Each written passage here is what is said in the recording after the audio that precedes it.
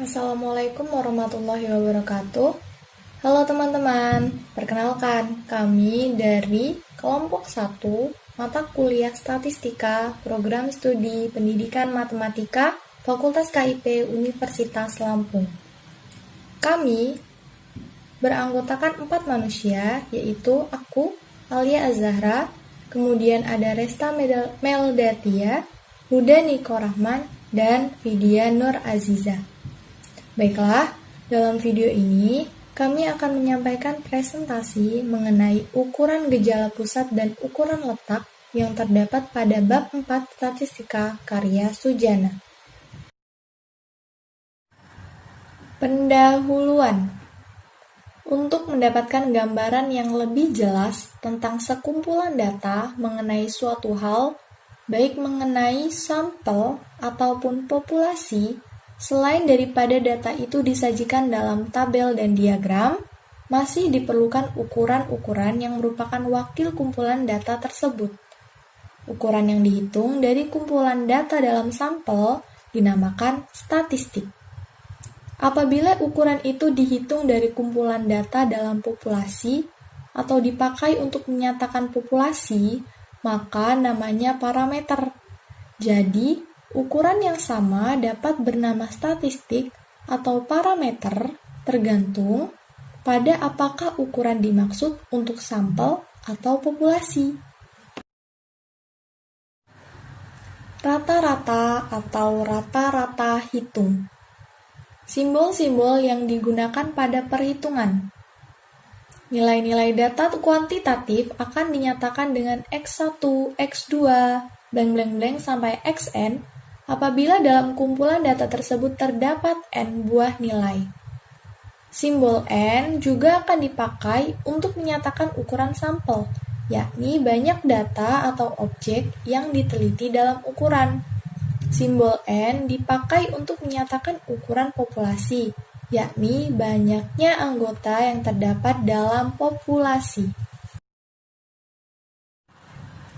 Contoh, jika ada 5 nilai ujian dari 5 orang mahasiswa untuk mata kuliah statistika berbentuk 70, 69, 45, 80, dan 56, maka dalam simbol ditulis seperti yang ada dalam gambar, yaitu X1 sama dengan 70, X2 sama dengan 69, X3 sama dengan 45, X4 sama dengan 80, dan X5 sama dengan 56.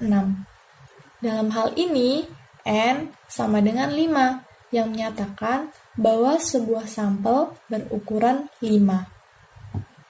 Rata-rata atau lengkapnya rata-rata hitung untuk data kuantitatif yang terdapat dalam sebuah sampel dihitung dengan jalan membagi jumlah nilai data oleh banyak data. Simbol rata-rata untuk sampel ialah X garis, sedangkan rata-rata untuk populasi dipakai simbol mu. Rumus untuk rata-rata ialah X garis sama dengan X1 plus X2 plus sampai Xn per N, atau X garis sama dengan sigma N I sama dengan 1 XI per N. Atau lebih sederhananya lagi ditulis X garis sama dengan sigma XI per N. Dengan sigma XI, singkatan dari sigma N I mendekati 1 XI, yang berarti jumlah semua harga X yang ada dalam kumpulan tersebut. Oke, untuk kelima nilai ujian di atas, yang dari contoh soal sebelumnya, nilai rata-ratanya ialah X garis sama dengan 70 ditambah 69 ditambah 45 ditambah 80 ditambah 56 dibagi 5 sama dengan 64. Oke, masih kelanjutan dari soal sebelumnya. Jika ada 5 mahasiswa mendapat nilai 70, 6 mendapat nilai 69, 3 mendapat nilai 45, dan masing-masing seorang mendapat nilai 80 dan 56, maka lebih baik data tersebut ditulis dalam bentuk tabel sebagai berikut, di mana XI itu menyatakan nilai ujian, FI menyatakan frekuensi untuk nilai XI yang bersesuaian. Misalkan, F1-nya sama dengan 5, untuk X1-nya sama dengan 70. Begitu juga dengan F2-nya, F2-nya sama dengan 6, X2-nya sama dengan 69. F3-nya sama dengan 3, X3-nya sama dengan 45. F4-nya sama dengan 1, X4-nya sama dengan 80. F5-nya sama dengan 1, X5-nya sama dengan 56. Untuk data dalam bentuk demikian, rumus rata-ratanya adalah sebagai berikut, yaitu X garis sama dengan sigma FI dikali XI dibagi sigma FI.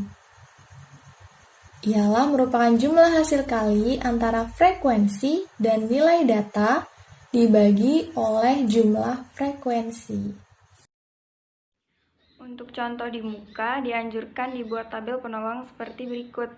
Dari tabel didapat sigma FI sama dengan 16 dan sigma FI/XI sama dengan 1035, sehingga X bar sama dengan sigma FI/XI per sigma FI, atau X bar sama dengan 1035 per 16 sama dengan 64,6. Nilai rata-rata ujian statistika untuk ke-16 mahasiswa itu adalah 64,6. Rumus kedua disebut pula rumus rata-rata diboboti yang sering dipakai untuk memperbaiki rata-rata yang dihitung oleh rumus 1. Contoh, data berikut merupakan daftar barang yang disimpan di gudang, di antaranya terdapat yang rusak. Untuk menyingkat, daftar setiap judul tabel tidak lagi dituliskan. Jika rata-rata mengenai persen barang yang rusak dihitung dengan rumus 1, maka X bar sama dengan 96 ditambah 46 ditambah 50 ditambah 75 per 4 dalam persen, sama dengan 66,75%.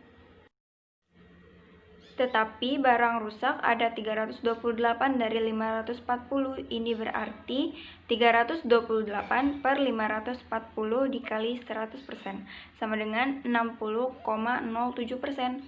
Hasil ini didapat dengan menggunakan rumus 2, seperti dalam daftar berikut. Dalam tabel di samping ini, XI sama dengan persen rusak, FI sama dengan banyak barang. Dari tabel dan rumus 2 didapat X bar sigma FI XI per sigma FI kali 100% sama dengan 328 per 540 kali 100% sama dengan 60,07%. Rata-rata terdapat barang yang rusak yaitu 60,07%. Selanjutnya, kita juga dapat menentukan rata-rata gabungan, yaitu rata-rata dari beberapa subsampel lalu dijadikan satu. Kalau ada K buah subsampel masing-masing dengan keadaan berikut, subsampel 1 berukuran N1 dengan rata-rata X bar 1, subsampel 2 berukuran N2 dengan rata-rata X bar 2, dan subsampel K berukuran NK dengan rata-rata X bar K. Maka rata-rata gabungan dari K buah subsampel itu dihitung dengan rumus ketiga, yaitu sigma NI dikali X bar I per sigma NI. Contoh, 3 subsampel masing-masing berukuran 10,6 dan 8, sedangkan rata-ratanya masing-masing 145,118 dan 162. Dihitung dengan rumus ketiga, yaitu X bar sama dengan 10 kali 145 ditambah 6 dikali 118 ditambah 8 kali 162 per 10 ditambah 6 ditambah 8 sama dengan 143,9. Untuk data yang telah disusun dalam daftar distribusi frekuensi, rata-ratanya dihitung dengan rumus kedua, yaitu sigma FI XI per sigma FI. Hanya saja di sini XI sebagai tanda kelas interval dan FI sebagai frekuensi yang sesuai dengan tanda kelas XI. Selanjutnya yaitu hitung rata-rata nilai ujian statistika pada daftar 3. Untuk menentukan rata-rata, langkah awal yang kita lakukan adalah menentukan tanda kelas atau XI. Tanda kelas didapat dari setengah jumlah ujung atas dan ujung bawah sebagai wakil tiap kelas interval. Jadi, telah dianggap ada seorang mahasiswa yang mendapatkan nilai 35,5. Ada 2 orang mahasiswa yang mendapatkan nilai 45,5. Begitupun seterusnya. Kemudian, kalikan tanda kelas dengan frekuensi pada kelas interval tersebut untuk diperoleh FI kali XI. Contoh, pada rentang kelas 31 sampai 40, nilai X1 adalah 35,5 dan nilai F1 adalah 1. Jadi, nilai F1 kali X1 adalah 35,5. Tabel di atas dapat diperoleh bahwa sigma FI sama dengan 80 dan sigma FI kali XI adalah 6130. Jadi, untuk menentukan rata-rata, X bar sama dengan 6130 dibagi 80 sama dengan 76,62. Kesimpulannya, rata-rata nilai ujian statistika adalah 76,62. Cara kedua untuk menghitung rata-rata dalam data daftar distribusi frekuensi ialah dengan cara sandi atau cara singkat. Untuk ini, ambil salah satu tanda kelas, misalnya X0. Untuk harga X0 diberi nilai sandi C sama dengan 0. Tanda kelas yang lebih kecil dari X0 berturut-turut diberi harga sandi C sama dengan negatif 1, C sama dengan negatif 2, C sama dengan negatif 3, dan begitu seterusnya. Tanda kelas yang lebih besar dari X0 berturut-turut mempunyai harga sandi C sama dengan plus 1, C sama dengan plus 2, C sama dengan plus 3, dan begitu seterusnya. Dengan semua ini, jika P sama dengan panjang kelas interval yang sama besarnya, maka nilai rata-rata dapat dihitung X bar sama dengan X0 ditambah P dikali dengan sigma FI kali CI per sigma FI. Coba perhatikan contoh berikut. Ini adalah data yang sama pada contoh sebelumnya. Kita ambil X0 sama dengan 75,5 dan nilai sandi C sama dengan 0, sehingga terlihat bahwa nilai sandi sebelum X0 adalah negatif 1, negatif 2, dan seterusnya. Nilai sandi setelah X0 adalah 1, 2, dan seterusnya. Kalikan CI dengan frekuensi pada kelas interval tersebut. Lalu, jumlahkan semua FI kali CI sehingga diperoleh sigma FI kali CI. Sekarang, mari kita coba untuk memasukkannya ke dalam rumus kedua. Kita memilih X0 sama dengan 75,5 dan diketahui bahwa panjang kelas sama dengan 10. Sehingga X bar sama dengan 75,5 ditambah 10 dikali 9 per 80. Hasilnya sama dengan 76,62. Hasilnya akan sama jika kita menggunakan rumus 4, yaitu sigma FI kali XI per sigma FI. Ini terjadi karena beberapa sifat. Yang pertama, jika tiap nilai dari data XI ditambah atau dikurangi dengan sebuah bilangan tetap D, maka rata-rata X untuk data baru bertambah atau berkurang dengan D dari rata-rata data lama. Jika tiap data XI dikalikan dengan sebuah bilangan tetap D, maka rata-rata X bar untuk data baru menjadi D kali rata-rata data lama. Selanjutnya yaitu rata-rata ukur. Jika perbandingan tiap dua data berurutan tetap atau hampir tetap, maka rata-rata ukur lebih baik dipakai daripada rata-rata hitung. apabila dikehendaki rata-ratanya. Untuk data bernilai X1, X2, sampai Xn, maka rata-rata ukur U didefinisikan sebagai U akar N dari X1, X2, X3, sampai Xn. Ya, baiklah, selanjutnya saya akan menjelaskan tentang contoh rata-rata ukur. Nah, contohnya itu ada rata-rata ukur untuk data X1 adalah 2, data X2 adalah 4, dan data X3 adalah 8.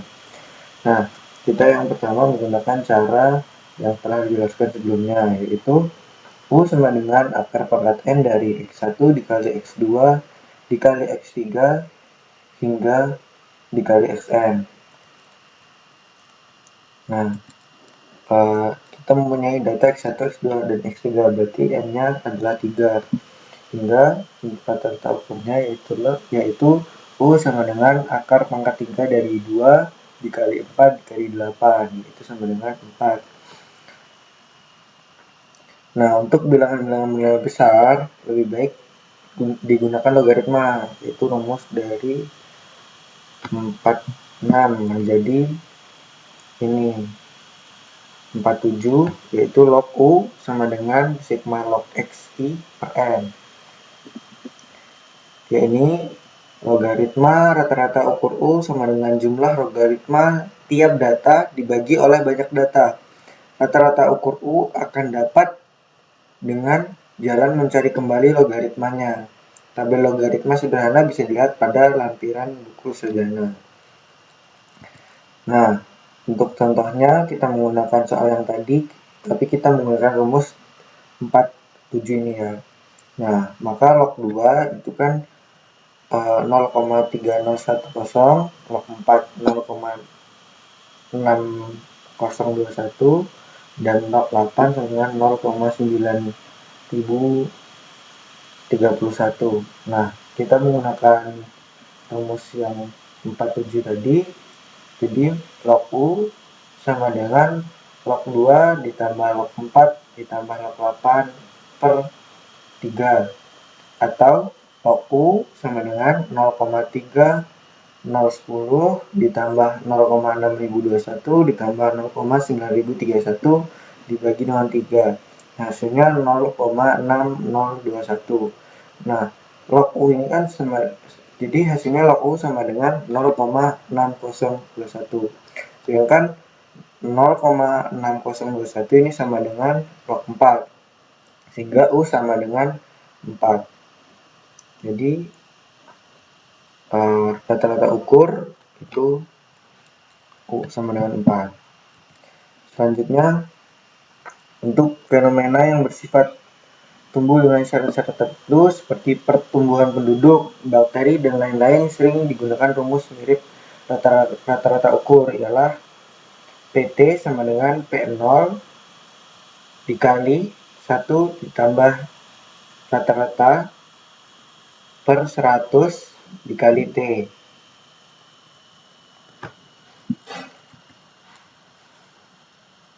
Nah, ini contohnya. Penduduk Indonesia pada akhir tahun 1946 adalah 60 juta, sedangkan akhir tahun 1956 mencapai 78 juta. UN untuk menentukan laju rata-rata pertumbuhan penduduk tiap tahun kita pakai rumus yang tadi dengan T sama dengan 10, P0 sama dengan 60, dan PT sama dengan 78. Maka didapat 78 sama dengan 60 dikali 1 ditambah rata-rata dibagi 100 dikali 10, atau log 78 sama dengan log 60 ditambah log 10 dikali 1 ditambah rata-rata dibagi 100 menghasilkan 1 ditambah rata-rata per 100 sama dengan 1,267